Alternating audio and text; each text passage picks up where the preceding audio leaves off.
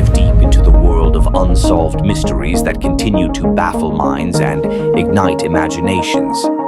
Each episode will explore the strange and the mysterious, uncovering theories and stories that will leave you questioning everything.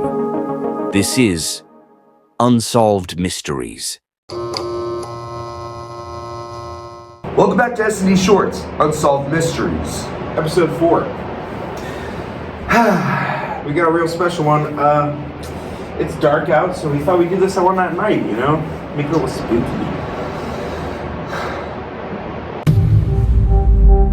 The Black Dahlia, aka Elizabeth Short, was discovered January 15th, 1947. Her case was one of the brutalest murders in Los Angeles, California.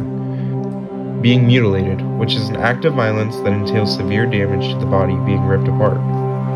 Her case became popular due to the gruesomeness of the crime. She moved to California near her father in 1942. She was known to be dating a man named Robert Manley, a married man, and returned home from a trip with him from San Diego.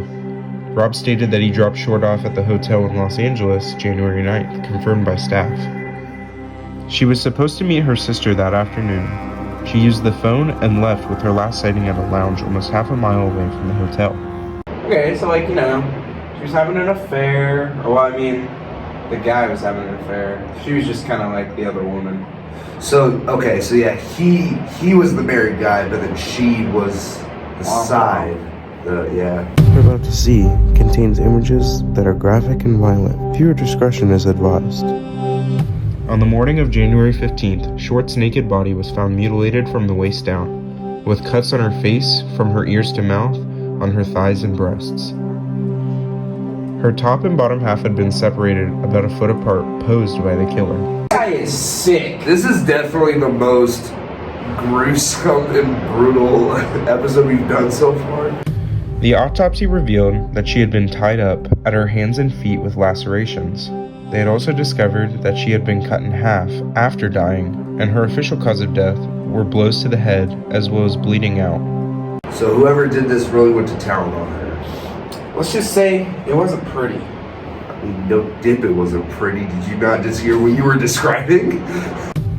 During the beginning of the investigation, detectives put out an announcement in newspapers in which the killer responded, first with a phone call confessing to the murders, and then with letters sending in personal documents and photos owned by Elizabeth.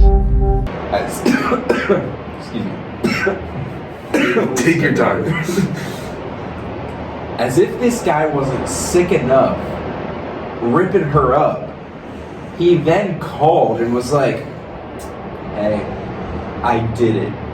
And then he sent them letters with her birth certificate and bank documents. Like, what? How do you even get a hand on those?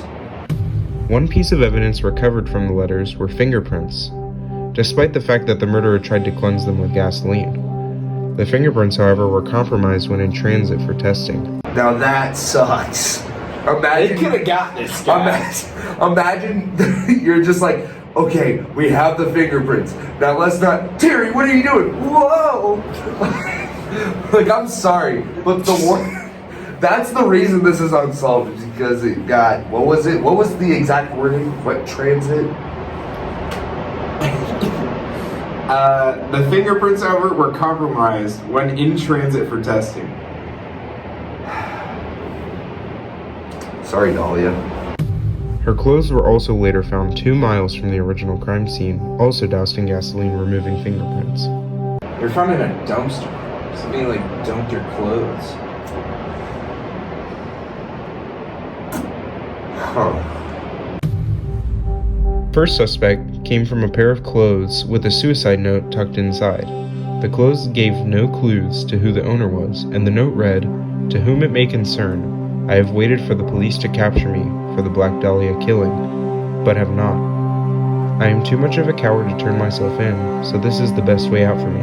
I couldn't help myself for that, or this. Sorry, Mary." It's unclear whether the note was reliable or who Mary is. Because, her name's Elizabeth Short, and I don't know who Mary is. Wait, so they're saying that the suspect killed himself? Like, he... Essentially, yes. Okay. In the phone call, he did say that he would turn himself in. But this guy's He saying never did. But this guy's saying he's too coward. Yeah. And now he's saying he's gonna kill himself. And then he says, "Sorry, Mary," which is like, is that like his wife or like? Probably a wife, maybe a kid, you know, somebody close to him, you know. My daughter. The next suspect comes from the media frenzy. A councilman in Los Angeles set a reward of $10,000. In today's economy, that's $140,820, leading to a bunch of false confessions and calls pulling the investigation in a million different directions. So like this guy basically messed up the whole thing because he was like, "Oh, here's a little dollar. You take the little dollar. It's all yours." And you know people when money's involved, Especially Jews. In 1991, a woman named Janice Knowlton claimed her father was the murderer, watching him beat her with a claw hammer in their garage. This was later disputed by Janice's stepsister, who claims that her father would never do such a thing. Well, she's clearly wrong. so I mean it's kind of like one or the other. It's like, Whose side are you taking? Like, no, I'm literally asking you, what side are you taking? This was disproven by investigators, as the injuries and attacks that were described were inconsistent with the injuries sustained by Short. she was cut in half. It wasn't like somebody hit her with a hammer. They cut her open. Like Foley? Yeah, like she was like cut open and fully cut in half too. Yowzers. In 2019, a book was written discussing the location of the murder. Originally, the Los Angeles Herald, a newspaper publisher, claimed that the murder took place in the Astor Hotel, with blood and fecal matter discovered in a room the night of the murder.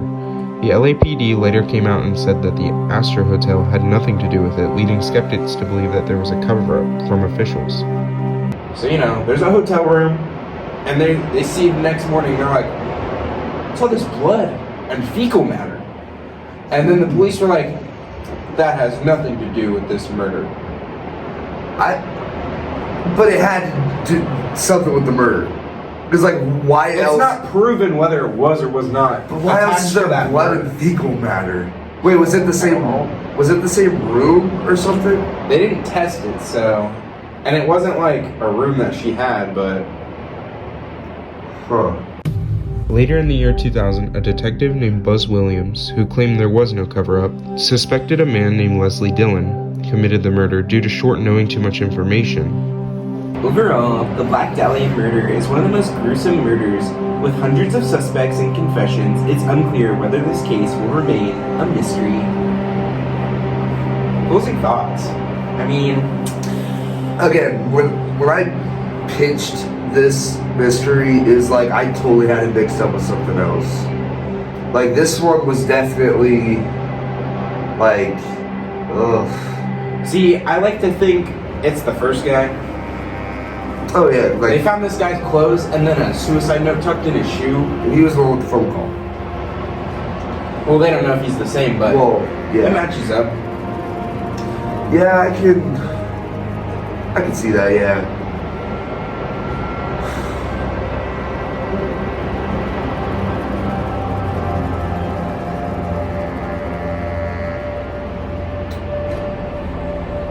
We're not doing this again.